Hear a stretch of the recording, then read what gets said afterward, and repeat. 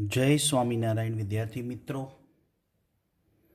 Biology ई विद्या में आप सौनु स्वागत है। आजना आ विडियो में सपुष्प वनस्पति में लिंगी प्रजनन एमानी थियरी,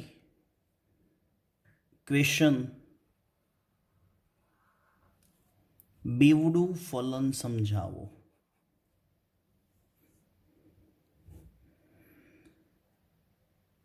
डबल फर्टिलाइज आवृत बीजधारी में हमेशा बीवड़ू फलन थाय।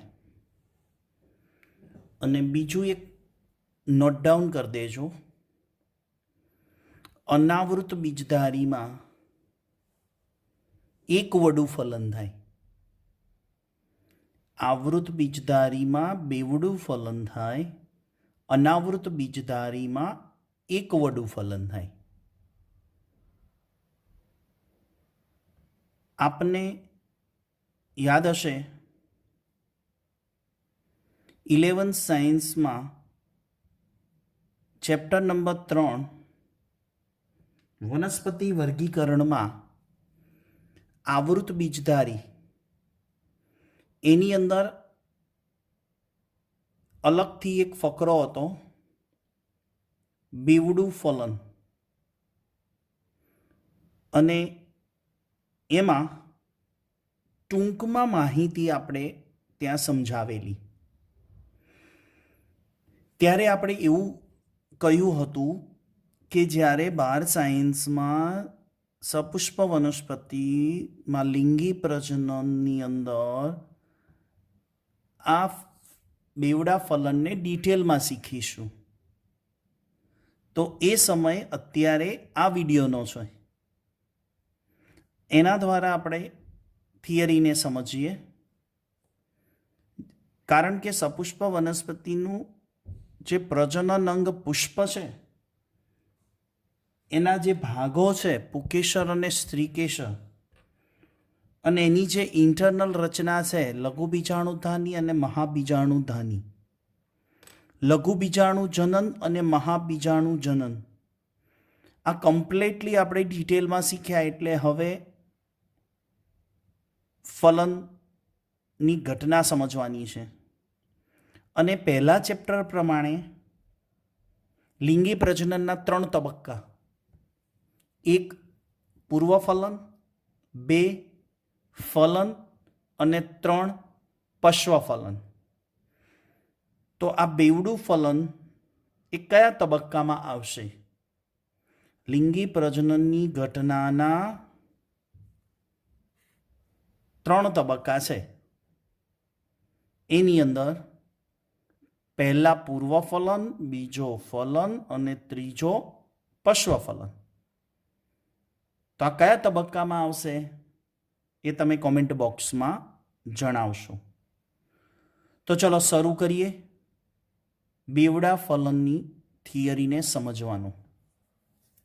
अहीं आखी संपूर्ण घटना में ड्रॉइंग द्वारा नानामां नाना भागनी माहिती साथे समझावવાનો प्रयत्न करे छे, जे तमने देखाय छे।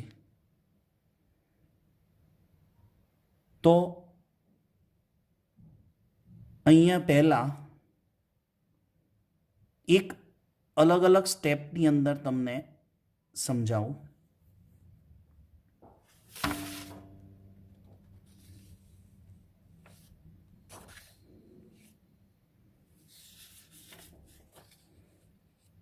जो हवे अहींया ध्यानथी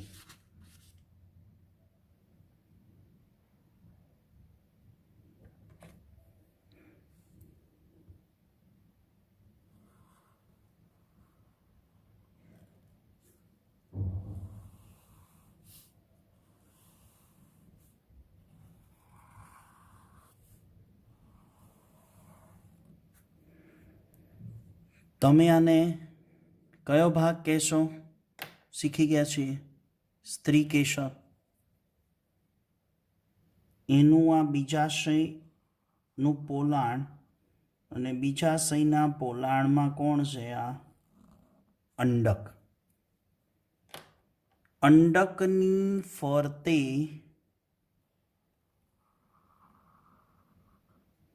અંડાવરણ છે. કેટલા અંડાવરણો શીખવાડ્યા હતા? એની ફરતે 2 અંડાવરણો હોય. હવે એની અંદર માદાજન્યુજનકના વિકાસની વાત કરી હતી. જે માદાજન્યુજનકનો વિકાસ સમજ્યા એમાં આ જે ભાગ છે બીજાંડ તલ, ત્યાં આપણે 3 કોષ અને 3 કોષ કેન્દ્રની વાત કરી, જેને પ્રતિધ્રુવ કોષ કેન્દ્ર કહેવાય. અહીંયા 2 કોષ સહાયક કોષ અને આ અંડકોષ, જેને આપણે અંડપ્રસાધન કહીશું. અને જ્યારે સેન્ટરમાં દ્વિકીય કોષ કેન્દ્રની વાત કરી હતી, તો આ થયું આપણે બીજાંડ તલ. આ ભાગ બીજાંડ છિદ્ર. આ ભાગને પ્રતિધ્રુવ કોષ કેન્દ્ર. આ અંડકોષ અને આ 2 સહાયક કોષ. એટલે આ થશે અંડ પ્રસાધન અને આ દ્વિકીય કોષ કેન્દ્ર. રાઈટ. આ સંપૂર્ણ વિકાસ માદાજન્યુજનકનો આપણે સમજેલા, જેમાં એક બેવડા ફલનની અંદર એક ભાગ કયો જોઈશે? માદાજન્યુજનક. એક ભાગ આ જે આખો છે એ માદાજન્યુજનક છે. રાઈટ. હવે આ પરાગાસન છે.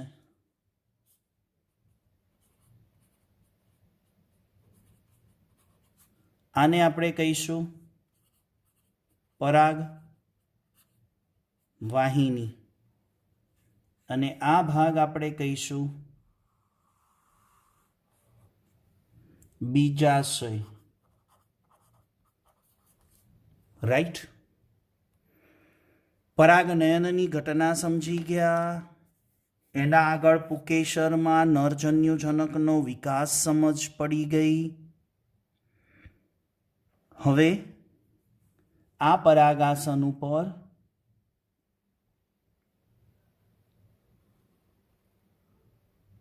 આ પરાગરજ છે. પરાગરજ સંગત હોય, આ એનું અંતાવરણ, આ એનું બાહ્ય આવરણ.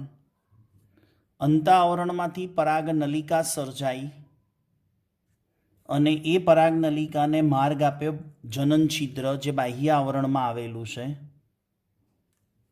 જે આપણે નરજન્યુજનકના વિકાસમાં સમજ્યા હતા. હવે આગળ નાલકોષ છે અને પાછળ 2 પૂજન્યુ છે.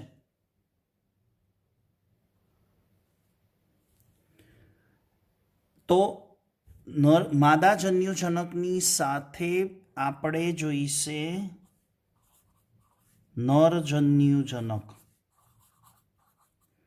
ત્યારે બેવડું ફલન શક્ય બને.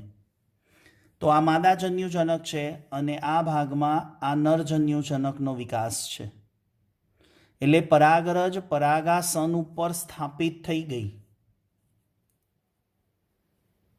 અને એમાંથી શું સર્જાઈ? પરાગ નલિકા. અને આ બે શું છે? પૂજન્યુ. અને આ શું? નાલકોષ. એ નાલકોષ આગળ જતા ક્રમશઃ વિઘટન પામી જાય અને પાછળ કોણ રહી જાય? બે પૂજન્યુઓ. આ અવસ્થામાં પરાગ નલિકા ધીરે ધીરે કઈ તરફ આગળ વધે? બીજાશયના પોલાણ તરફ. બીજાશયના પોલાણ તરફ આગળ વધે ત્યારે નાલકોષનું વિઘટન થઈ જાય અને પાછળ માત્ર બે પૂજન્યુઓ હાજર હોય. ચલો એવી આકૃતિને પણ થોડીક ઝૂમ કરીને સમજીએ જેથી આપણને વિડીયોના માધ્યમ દ્વારા પૂરી સમજ પડે.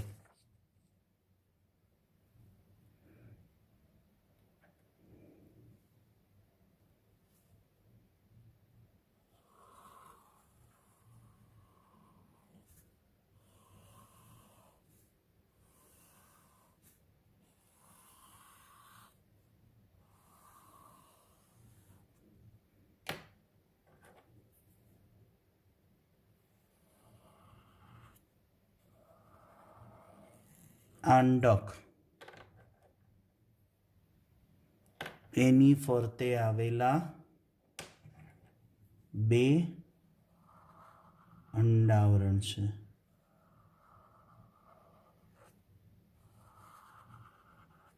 જેટલું પણ વિડીયો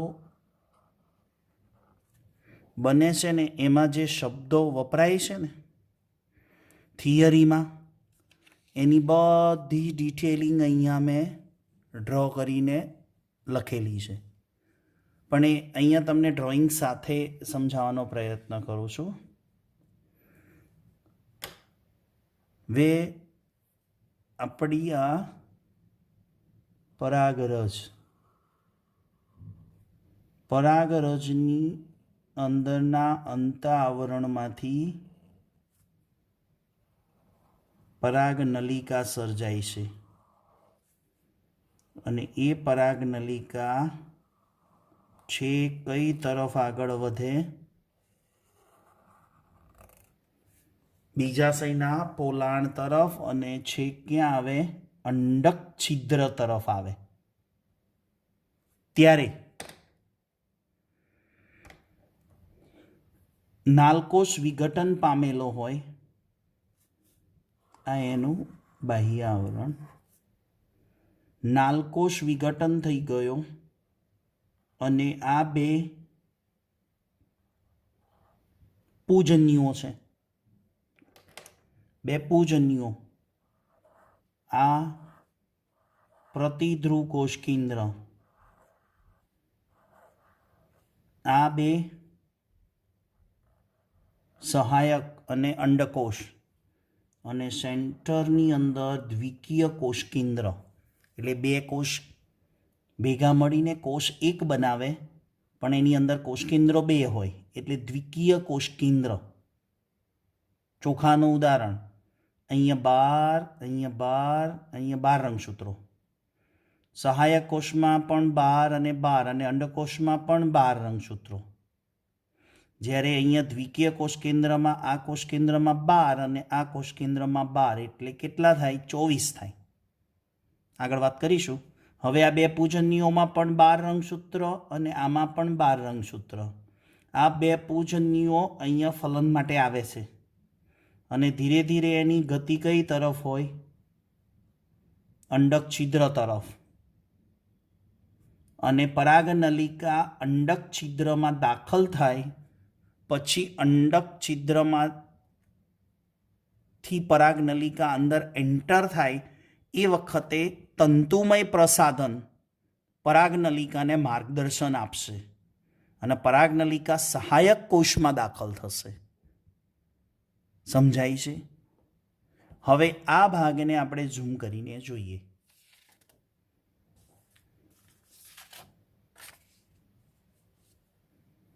કયા ભાગને? માત્ર બીજાશયના ભાગને. બેવડા ફલનની અંદર જે ભાગમાં સમજવાનું છે એ ભાગને થોડો હાઇલાઇટ કરીએ.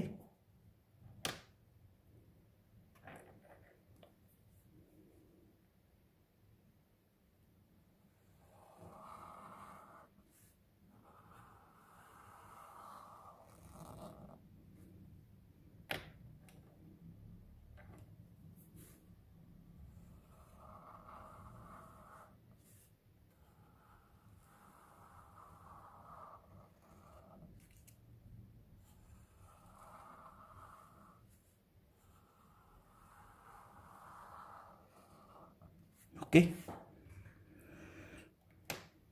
ને આ આપણે પરાગ નલિકા બતાવીએ. પછી પરાગ નલિકામાં માર્ગદર્શન કોણ આપે? તો તંતુમય પ્રસાધન.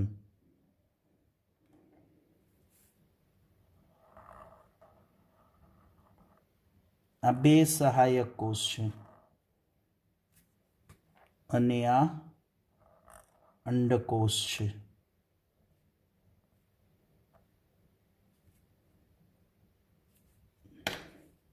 આ પ્રતિધ્રુવ કોષ કેન્દ્ર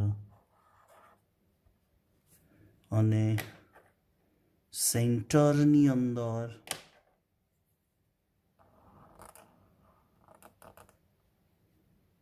આ દ્વિકીય કોષ કેન્દ્ર.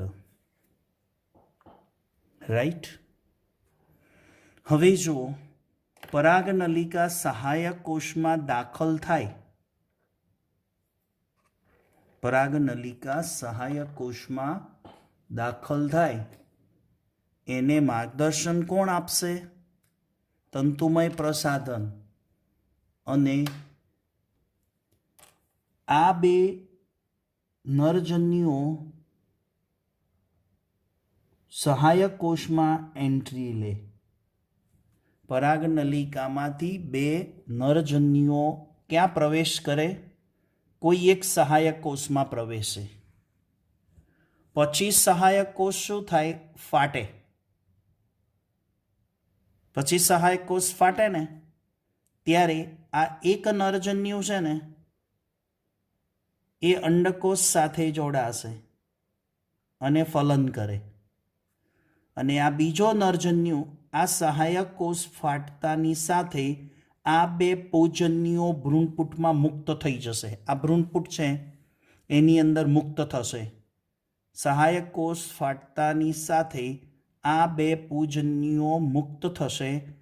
એક પૂજન્યુ અંડકોષ સાથે સંપર્કમાં આવી અને ફલન બનાવે, જેને આપણે ફલન એક કહીશું. ત્યારબાદ બીજો પૂજન્યુ છે એ દ્વિકીય કોષ કેન્દ્રના સંપર્કમાં આવે અને એ ફલન કરશે, જેને આપણે ફલન બીજું કહીશું. તો બે ફલન થયા. તો આને કહેવાય બેવડું ફલન. આ ફલન થયું અંડકોષ સાથે નરજન્યુનું, અને બીજો નરજન્યુ ફલન કરશે દ્વિકીય કોષ કેન્દ્ર સાથે. સમજાય છે? આ બેવડું ફલન થયું કહેવાય. અગત્યની વાત હવે એ સમજવાની છે કે હવે જો અહીંયા ફલન થયું બેવડું, આમાંથી આ જે ફલન થયું એમાં અહીંયા 12 અને અહીંયા 12 રંગસૂત્રો, એટલે કોષ એક જ બનશે. એટલે અહીંયા 2n થશે. જ્યારે અહીંયા જુઓ કેટલા કોષ કેન્દ્રો છે? 1, 2 અને 3. કોષ એક જ થઈ જશે, પણ અંદર કોષ કેન્દ્રો કેટલા છે? 3. એટલે 12 અને 12 રંગસૂત્રો. તો કોષ કેન્દ્રો 3 છે એટલે શું થશે? 3n. શું થાય? 3n થશે. અને અહીંયા 2n થશે. એટલે અહીંયા રંગસૂત્રો 24 હોય, ચોખાનું ઉદાહરણ લઈએ તો. અહીંયા રંગસૂત્રો 36 હોય. સમજાય છે? ગુડ. હવે આ જે બન્યું એને કહેવાશે ત્રિકીય કોષ કેન્દ્ર. કારણ કે કેટલા કોષ કેન્દ્રો છે? 3, એટલે ત્રિકીય કોષ કેન્દ્ર 3n. અને આને કહેવાશે દ્વિકીય કોષ કેન્દ્ર. હવે આ દ્વિકીય કોષ કેન્દ્ર છે એમાંથી આગળ જતા ભ્રૂણ બનશે અને આમાંથી ભ્રૂણને પોષણ આપનારી રચના બનશે ભ્રૂણપોષ. ભ્રૂણને પોષણ આપનારી રચના ભ્રૂણપોષ બનશે અને આમાંથી ભ્રૂણ બનશે. અને આ ફલન થાય ને એટલે સમગ્ર અંડક છે ને, ફલન બાદ અહીંયા લખું છું, ફલન થઈ ગયું. ફલન પછી જે આ બીજાંડ છે, આખું સમગ્ર બીજાંડ, એ બીજ બનશે. સમગ્ર બીજાંડ છે, અંડક છે, એ બીજ બનશે.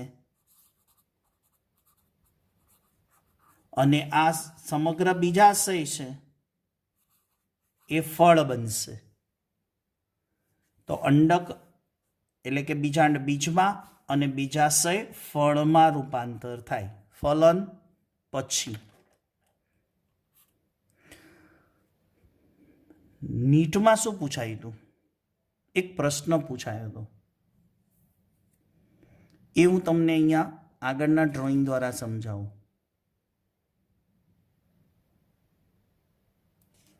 અહીંયા રંગસૂત્રોની સંખ્યા શું હોય? n. ઓકે. અહીંયા રંગસૂત્રોની સંખ્યા શું હોય? 2n. ક્રમમાં જઈએ તો, અને અહીંયા રંગસૂત્રોની સંખ્યા શું હોય? n. એટલે n, 2n અને n. તમે આ બાજુથી આ બાજુ જાઓ, બીજાંડ તલ તરફથી બીજાંડ છિદ્ર તરફ જાઓ, તો અહીંયા બધા રંગસૂત્રોની સંખ્યા શું છે? n.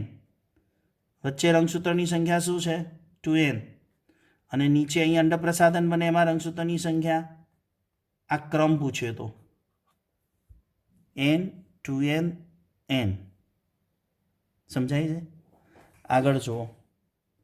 ફલન પછીની રચનામાં શું હોય એ પણ સમજવું જરૂરી છે. અહીંયા જ સમજી લો. અહીંયા કોષ કેન્દ્રો કેટલા છે? 1, 2, 3. તો કોષ કેન્દ્રો કેટલા થાય? ફલન પછી કોષ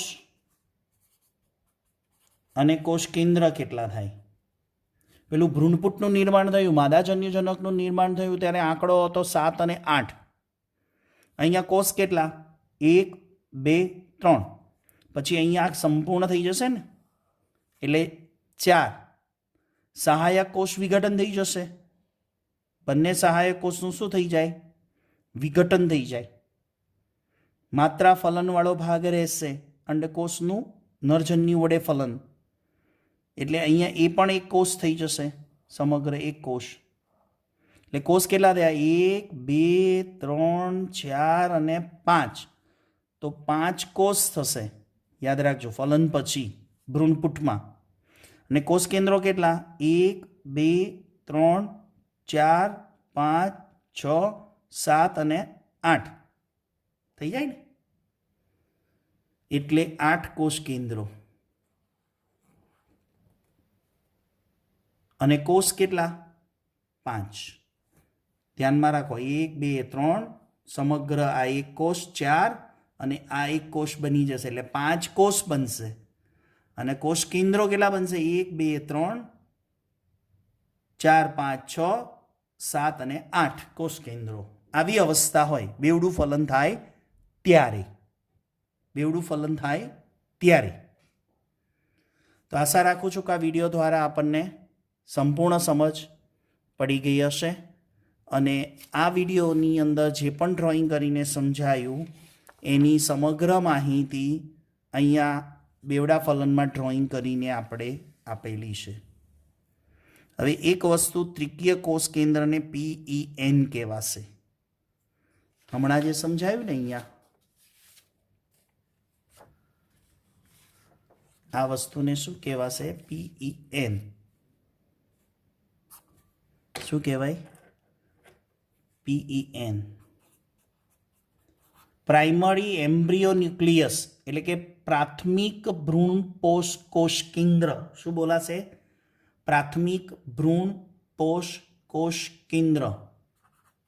પ્રાઇમરી એટલે કે પ્રાથમિક, એમ્બ્રિયો એટલે કે એમાંથી ભ્રૂણને પોષણ આપનારી રચના, ભ્રૂણ પોષ, ન્યુક્લિયસ કોષ કેન્દ્ર એટલે ભવિષ્યમાંથી એમાંથી ભ્રૂણને પોષણ આપનારી રચના બનવાની છે એટલે પ્રાથમિક ભ્રૂણ કોષ કેન્દ્ર. અને આમાં દ્વિકીય કોષ કેન્દ્ર જેમાંથી ભ્રૂણનું નિર્માણ થશે, યુગ્મનજ એટલે 2N બનશે.